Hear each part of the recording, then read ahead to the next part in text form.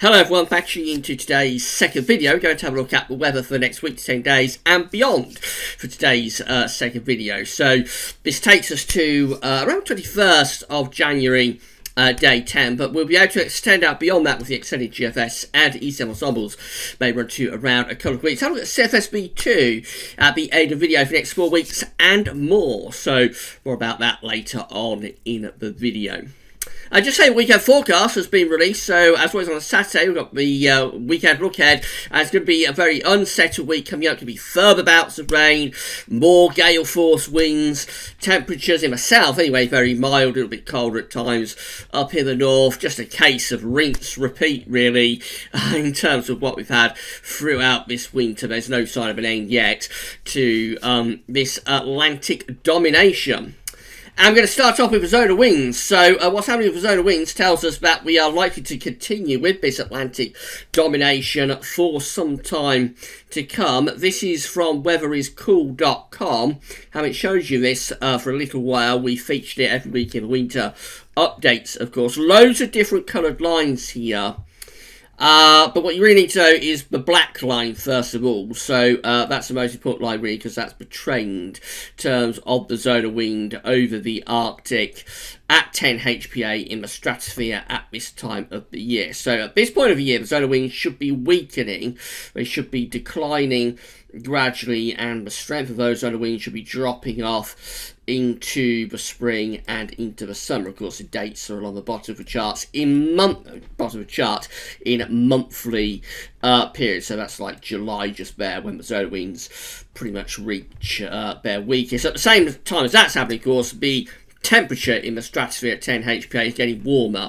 So when the temperature is colder in the stratosphere over the North Pole, the zonal winds are stronger. When the temperature in the stratosphere over the Arctic and the North Pole is warmer, the zonal winds will be weaker. Now the blue line shows how these zonal winds have been performing through this season. So a little bit up and down. It was a little bit up and down early on in the winter. In fact, quite weak zonal winds to start the winter around the beginning of December. But through December, those zonal winds really powered up, reached near record-breaking levels through the middle part of December. Then around Christmas, New Year, they was a little bit stronger than average, but weaker than they had been earlier on in December. That's where we are now with the zonal winds. So we are stronger than average. The zonal winds are stronger than average, or is stronger than average. And the GFS ensembles indicated by the green lines just here, forecasting the zonal winds to power up further actually over the next few days, so that in around a week's time, maybe a little bit less than a week, the GFS is forecasting zonal winds to be pretty much at record levels for this period of the year. So not as strong as the zonal winds have been on record in their entirety. That's as strong as zonal winds has ever been. That yellow spike just there, a little bit later on into January. But for the time of the year, for this part of January, the zonal winds could be just about more or less, you can see that on the chart there, more or less at their strongest for this particular date, I suppose, in January, for that particular date, because it's going to be in a few days' time. Now, after we reach that peak of the strength of the zonal winds just there, excuse me, the GFS ensembles are then forecasting a little bit of a deceleration of the zonal winds in around a couple of weeks' time. So we go from that level just there to around here, which is getting back closer to average, getting back closer towards the black line. But don't nothing particularly dramatic. It's certainly not a reversal of zonal winds, but certainly quite a dramatic weakening of zonal winds within a relatively short time space from there to get down to around there. So that's taking place in around a week, or perhaps a little bit more than a week. But it's quite a dramatic deceleration of the zonal winds that we have there within a relatively short time frame. So that could sort of suggest that as we get towards the end of January, possibly into the beginning of February, we might start to see the polar vortex just beginning to weaken a little bit if the zonal winds within the stratosphere at 10 HPA, that's where the polar vortex is rooted, of course, if that is just beginning to decelerate and to weaken, that might weaken the polar vortex a little bit. One or two of the members of the CFS-V2, which of course is long-range model, run 4 times a day, develop this further into like a reversal of zonal winds. So that pink line just there is one of the 4 CFS-V2 runs. And then into early February, this is February, of course, just here, into early February, that one is actually going for a very slight reversal of zonal winds. Another one does it a little bit later on into February. And that's a proper reversal of zonal winds. That's probably being caused by a sudden stratospheric warming happening towards the end of February. The other 2 CFS members, indicated by pink and blue lines, they don't really reverse the zonal winds until we get into March. So until we get actually into the end of March, beginning of April. So they take a very long time to reverse the zonal winds. So we'll just have to see what happens, but the first thing to keep an eye on, I think, is the deceleration of zonal winds from this near record-breaking level that we're going to be in a few days' time to something potentially not particularly weak, but certainly a lot weaker in a relatively short space of time. If we do get that deceleration of zonal winds, that might sort of weaken the polar vortex at its roots for a while anyway. It probably won't knock it out at all. The polar vortex will probably remain. I may even power up again as we go into February. But for a while anyway, that might just weaken the polar vortex a little bit and perhaps enough to produce something a little bit more seasonable maybe towards the end of January and into early February. We'll have to see about that, of course. Right, so these are the 500 millibar high anomaly flow charts from Penn State University for the next week to 10 days, with the ECMWF on the top and the GFS, which we'll have in a moment, on the bottom. So 500 millibars is an area in the absolute high pressure and low pressure are being moved around by the jet stream running above. Red extrapolates to above average heights, which is high pressure. Blue to below average heights, which is low pressure.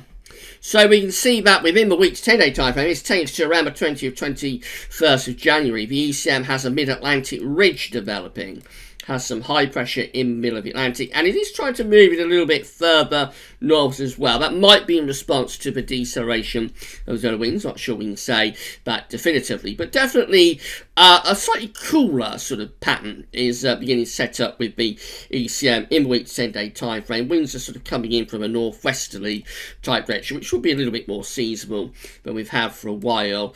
And low pressure in the Atlantic just there. So jet stream's doing something a bit like that. So that's going a bit drier, but also a little bit cooler, I think, as going into the 3rd week of January with the ECM. But GFS is very similar, but it has a high pressure a little bit further south and more centred kind of over the top of the country. So that keeps on the mild side of the jet stream. It's a mild ridge of high pressure that's developed there.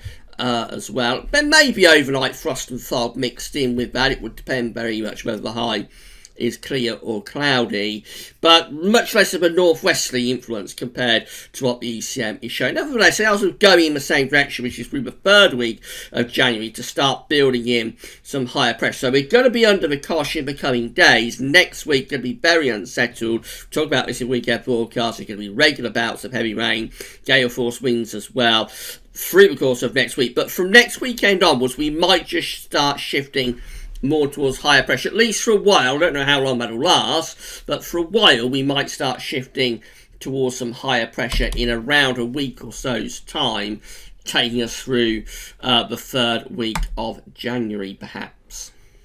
These are the GFS upper air temperature and precipitation ensembles for the next couple of weeks for Liverpool. So red line is 30-year upper air temperature average for Liverpool. Very much up and down, very zonal in the next week. So we have these warmer and cooler and warmer and cooler and warmer and cooler and warmer and cooler sectors alternating with one another. Now you think you would average that out and we'd come out about average, but despite the fact that we do have those colder sectors, what actually happens with zonality in winter is that we come out milder than average, because when we're in the warm sectors, they are always appreciably warmer to average than the colder sectors are to average. And also, when we're in zonality, winds tend to be quite strong, so we don't get cold nights within those cooler or colder sectors. So for the next week, very zonal, regular areas of low pressure coming off the Atlantic. Then temperatures lift up as we go to around the 20th, 21st of January. So that looks like it's very mild. It probably will be for a while anyway.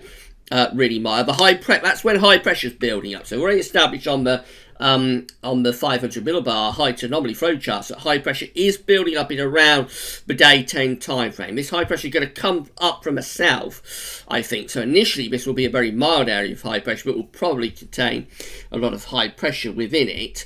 How long that high pressure manages to stick around for is very much open to question at the moment. The GFS ensembles, in terms of the temperature, want to lower the temperature back down close to average through the last week of January. Precipitation-wise, lots of rainfall coming up, of course, in the next week or so associated with this zonal period. There will be regular bouts of rain. You can just about make out a drier interlude here from around like the 20th, perhaps 20th January to around the 22nd. Just there. Does look a little bit dry, but it doesn't last very long, does it? It's not long at all before the rainfall spikes are taking off again through the last week of January. That's very extended range, of course. It's 2 weeks away. But it is a bit of a suggestion that this high pressure may well struggle to stick around for any length of time. Remember, the Atlantic is very active at the moment, very buoyant, being driven by the really cold temperatures that we've got in the stratosphere over the Arctic and also down on the surface as well. The North Pole surface temperatures are very cold, particularly over on the Canadian side they have been this winter. And as well as that, we've got the strong zonal winds, so everything is powering up the Atlantic and the jet stream, if you like. And so any high pressure that does build in around a week or so's time may well struggle to last any length of time. Nevertheless, we could get 2 or 3 days of drier weather, perhaps. Temperature anomalies from the 11th to the 19th of January above average. Going to be a milder than average week coming up, particularly so for England and Wales, nearer normal for Scotland and for Northern Ireland. Precipitation anomalies from the 11th to 19th of January, on average a bit above average, really a little bit wetter than average, especially for the northwest of the country, but all areas just a little bit above average. So it's going to be mild and it's going to be unsettled, definitely in weekend with zonality dominating. And this is how things look with GFS on Tuesday. So we've got this very deep area of low pressure that's sitting to our northwest on Tuesday, just here.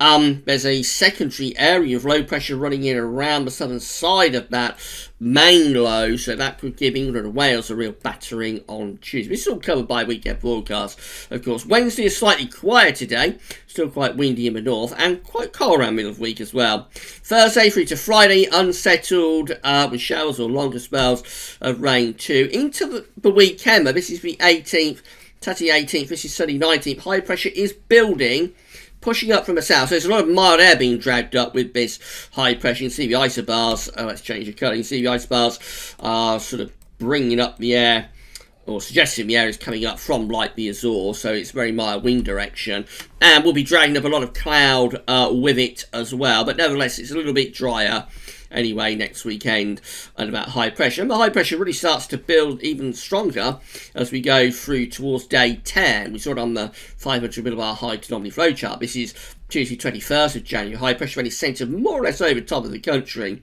Still quite a mild ridge, but it's possible that by this point, it's lasted a couple of days, it's high pressure, so it's by this point the skies could be clearing a little bit. We're not bringing up as much of a southwesterly as we was a couple of days earlier.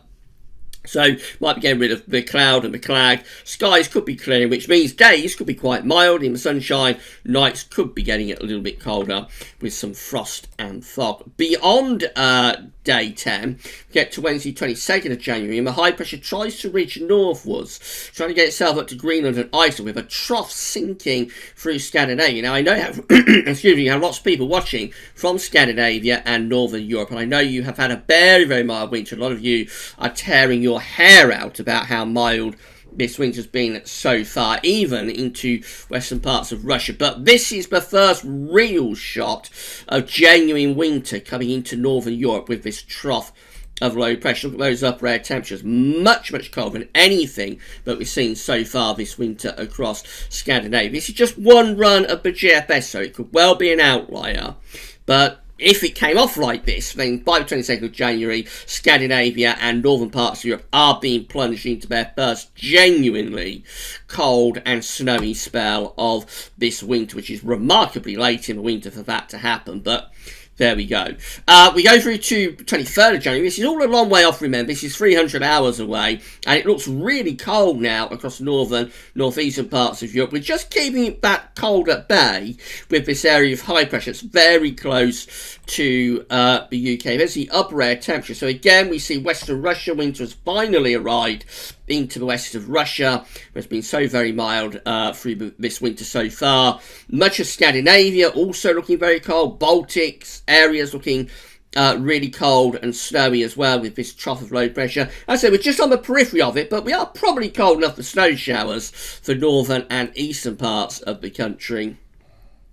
However, as ever, with such a strong Atlantic, it doesn't last very long, and so by the time we get through to the 25th of January, we're 348 hours away now, so we're talking about 2 weeks' time, Saturday 25th, but the next low is rattling in from off the Atlantic, sweeping in, bringing milder temperatures and also wet and windy weather, and it looks like we're going off and running through the closing days of January into a much milder spell of weather. But for a while, for a few days, definitely winter bites across the northern and northeastern parts of Europe, and we just about getting to that in the UK, just for a few days, sometime like late in the third week of January with this particular GFS run. That's how the GEM looks. So again, very stormy on Tuesday, and this unsettled weather continues into Wednesday. Then Thursday, Friday remains unsettled, low pressure continuing to sweep in from off the Atlantic into next weekend. A little bit less influence from high pressure next weekend with the GEM compared to what the GFS is showing, so that keeps things rather showery, you would say, even into next weekend. It's not until beyond next weekend that we start to try and generate a bit of a ridge, and certainly for southern parts of the country it does turn drier, still a little bit unsettled even at day 10 for the north. That's the 21st of January. You'll notice no cold air digging into Scandinavia at day 10 or northern Europe, such as we saw with the GFS, so that just keeps things pretty mild really away from the far north of Scandinavia anyway, up to day 10. And then the ECM looks like that. So again, very stormy out to west of Scotland for Tuesday. Secondary low could give a spell of very wet and windy weather across England and Wales on Tuesday. Into Wednesday, where we're sort of a little bit quieter on Wednesday, still showery in the north. Unsettled weather continues into the end of the week. Next weekend, again, a little bit less influence from high pressure next weekend. This is Sunday, 19th of January. It's not building that high pressure in from the southwest as strongly, really, as the GFS does, but it does get to a similar sort of situation by day 10, which is the high pressure is close to us. It's not as unsettled. And we saw it on the 500 millibar high dynamic flow chart. Actually, the ECM wants to take that high pressure a bit further north at day 10. Start to try and dig this low pressure into Scandinavia, this trough. So again, that's perhaps heading in the same direction as the GFS does, although up to day 10 it's pretty mild for Scandinavia and northern Europe. But if we could roll on another day or so, that will probably dig this trough into northern parts of Europe. This area low pressure just here will probably dig southwards into the north of Europe and take a plunge of cold, genuinely cold air into northern parts of Europe. We will probably be on the periphery of that. This ridge is trying to push northwards, but then still a lot of energy in the Atlantic around Newfoundland that will be threatened to roll in over top of that ridge and sort of break it down very quickly and keep us generally a little bit milder and more unsettled. But possibly around day 10 things are starting, certainly for northern Europe anyway, to look a little bit more interesting from a cold perspective. This is the rainfall forecast based on that ECM run from Tometeo.com. So for today, the rain is really in the northwest and it's piling into overnight tonight. That wet weather Going to push southwards across England and Wales, gets out of the way tomorrow, so it will be a drying up and brightening up type day. Stormy for Monday, heavy rain sweeps in off the Atlantic, strong winds accompanying that too, and then potentially even stormier in the south-southwest on Tuesday, looking really wet for England and Wales on Tuesday. If the rain gets far enough north, could turn to snow across parts of northern England, particularly the Pennines. This is wintry showers, I think, primarily up across Scotland. That all gets out of the way for Wednesday. Wednesday is a slightly drier, calmer day, but it's not long before we're back into rain in the second half of the week. More rain pushing in from off the Atlantic.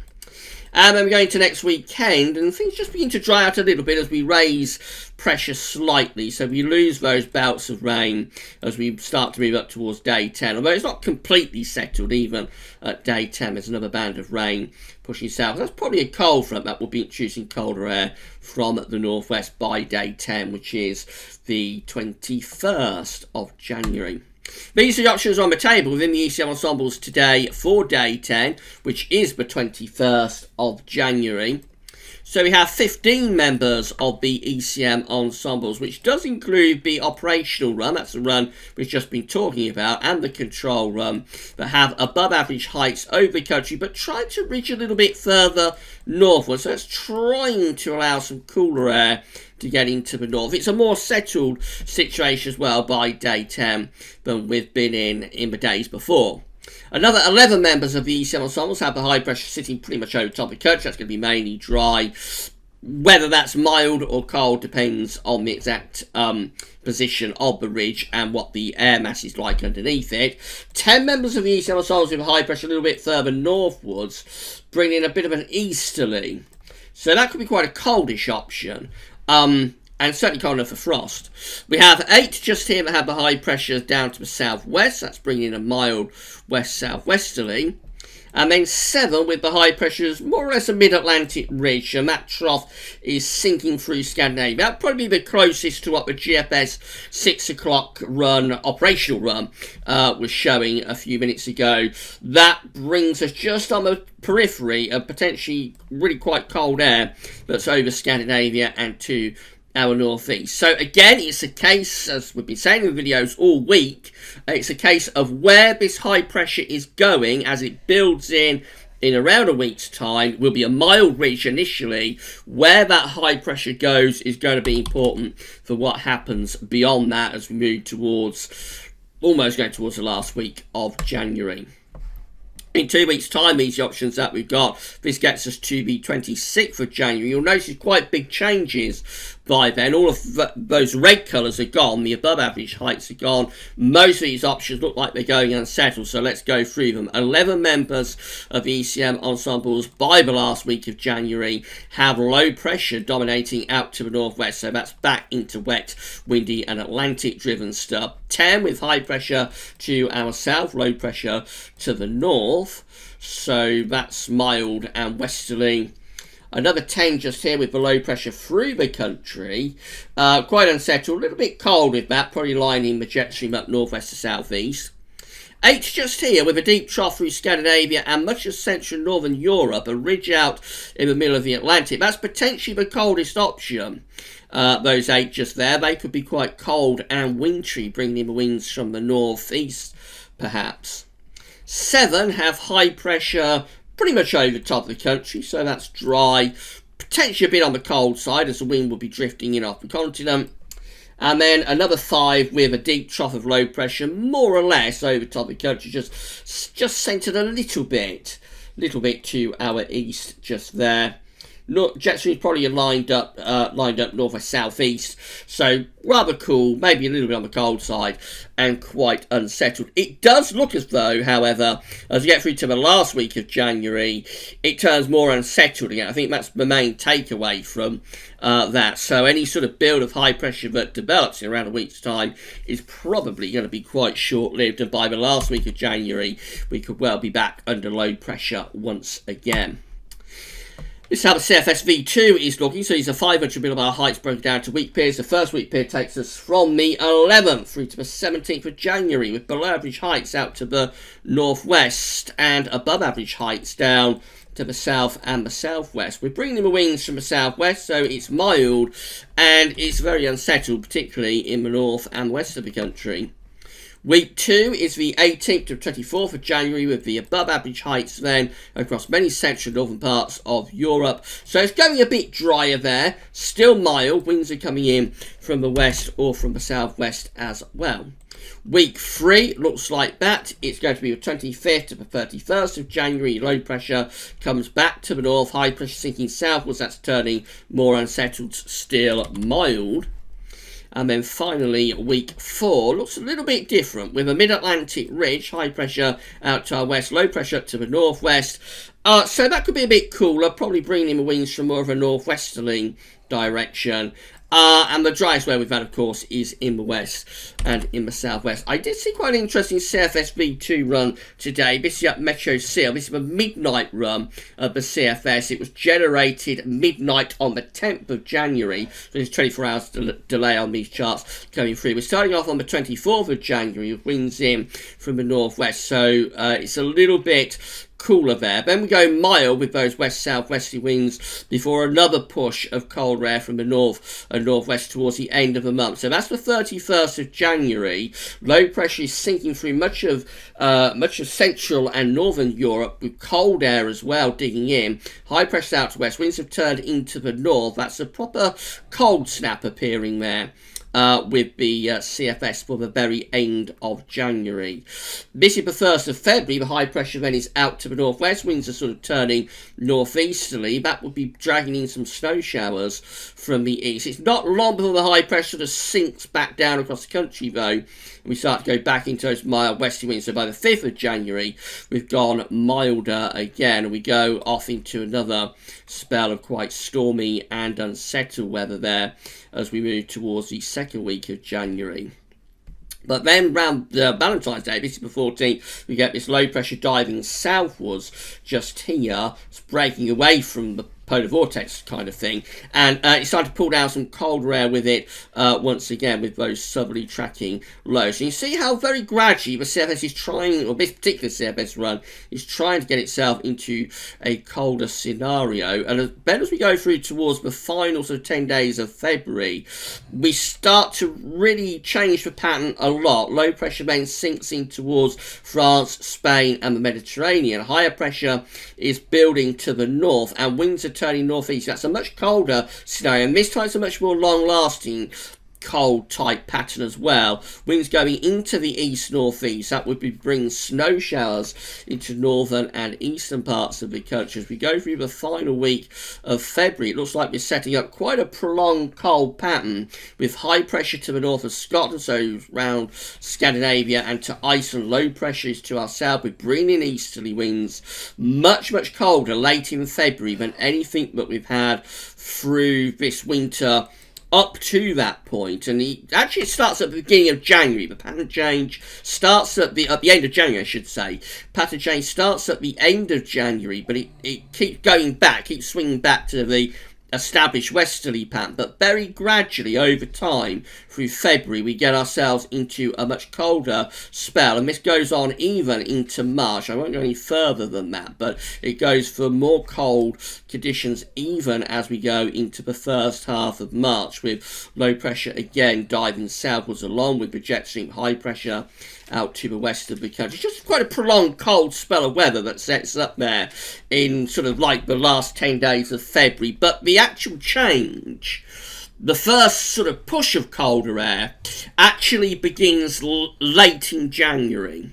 In the final days of January, you get that first little northerly snap. It's not sustained, it doesn't last, but after that there's just increasingly potent cold snaps through the first half of February until we finally arrive at a prolonged and relatively locked-in cold spell late in February, and it lasts well on into March. It's only one run of the CFS, but it does show you how quickly things can change with the weather. You think that you're in an established pattern that's never going to end, but very often, very regularly, things can switch around really quickly. So obviously it's all food for thought. It's only one run of the CFS. I haven't looked at the other CFS runs today, see whether any of the other ones are doing something similar. But I thought it'd be interesting to show you that anyway, because just to demonstrate how quickly things can turn around. So I know a lot of you are very, like cold weather, are very despairing about this winter so far. It has been a very mild winter, not just for the UK, but for most parts of Northern Europe. But we've still got plenty of time left to turn things a lot colder, so we shall see what happens in the days and weeks ahead. Right, and that's it for your video today. It's been a very extended video for Saturday. Hope you found it interesting and informative. That's it for today's videos. Tomorrow we're going to start off with the second batch of spring analogues. That's going to be looking at December data. We're also going to have Gaz with his sunny roundup. We'll do Ensembles Watch tomorrow evening, probably around 7 to 8 o'clock, something like that, I would have thought. Right, that's all for now though, and thanks for watching.